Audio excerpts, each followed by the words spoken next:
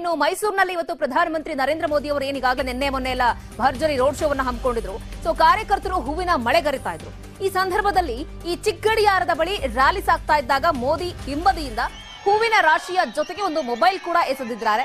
So ತೆರೆದ ವಾಹನದ ಮುಂಭಾಗಕ್ಕೆ ಆ ಮೊಬೈಲ್ ಬಿದ್ದಿದೆ.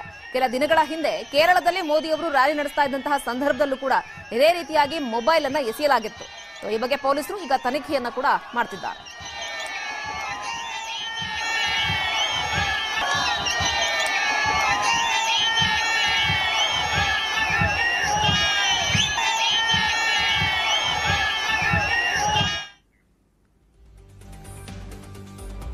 ರಾಜ್ಯದಲ್ಲಿ ಮೋದಿ ಮಿಂಚಿನ ಸಂಚಾರದಿಂದ ಕಾಂಗ್ರೆಸ್ ಕೂಡ ಇದೀಗ ಕಂಗಾಲಾಗುವಂತಿದೆ. ಸೊ ಮೋದಿ ವಿರುದ್ಧ ಕಾಂಗ್ರೆಸ್ನ ನಾಯಕರು ಹರಿಹಾಯ್ತಾ ಇದ್ದಾರೆ. ನನ್ನನ್ನ 91 ಬಾರಿ ನಿಂದಿಸಿದೆ ಕಾಂಗ್ರೆಸ್ ಅಂತ ಹೇಳಿರುವಂತಹ ಮೋದಿಗೆ ಕಾಂಗ್ರೆಸ್ನ ನಾಯಕರು ಇದೀಗ ಕೌಂಟರ್ ಕೊಟ್ಟಿದ್ದಾರೆ. ನೀವು ನೆಹರು ಕುಟುಂಬಕ್ಕೆ ಎಷ್ಟು ಬಾರಿ ನಿಂದಿಸಿದ್ದೀರಿ, ಲೆಕ್ಕ ಇದೆಯಾ ನಿಮಗೆ ಅಂತ ಪ್ರಿಯಾಂಕಾ ಗಾಂಧಿ ಪ್ರಶ್ನೆ ಮಾಡಿದ್ದಾರೆ. ಇನ್ನು ಬೈಗುಳದ ಲೆಕ್ಕ ಅಲ್ಲ, ಅಭಿವೃದ್ಧಿ ಲೆಕ್ಕ ಕೊಡಿ ಅಂತ ಹೇಳಿ ಖರ್ಗೆ ಅವರು, ಡಿಕೆ ಶಿವಕುಮಾರ್ ಅವರು, ಸಿದ್ದರಾಮಯ್ಯನವರು ಆಗ್ರಹಿಸಿದ್ದಾರೆ.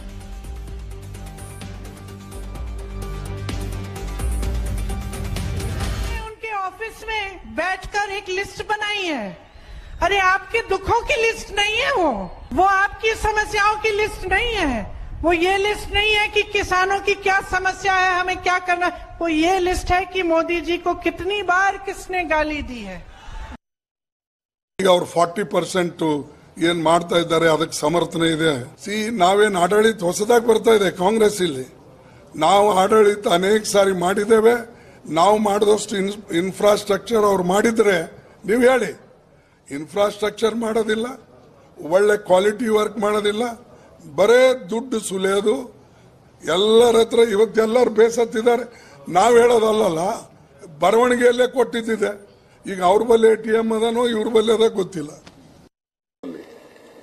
ನನಗೆ ಆಶ್ಚರ್ಯ ಆಗ್ತದೆ, ಅಷ್ಟು ದೊಡ್ಡ ವ್ಯಕ್ತಿ, ವಿಶ್ವಗುರು ಅಂತ ಹೆಸರು ಪಡ್ಕೊಂಡವರು ಇವತ್ತು ಕರ್ನಾಟಕ ರಾಜ್ಯಕ್ಕೆ ಬಂದು ಅವರ ಟೀಕೆ ಲೆಕ್ಕ ಹಾಕ್ತಾ ಇದ್ದಾರೆ. ಟೀಕೆಗಳ ಲೆಕ್ಕ 91 ಟೀಕೆ ಮಾಡಿದ್ದಾರೆ ಅಂತ ಹೇಳಿ ಕಾಂಗ್ರೆಸ್ ಪಕ್ಷ ಅವರ ಲೆಕ್ಕ ಹೇಳ್ತಾ ಇದ್ದಾರೆ.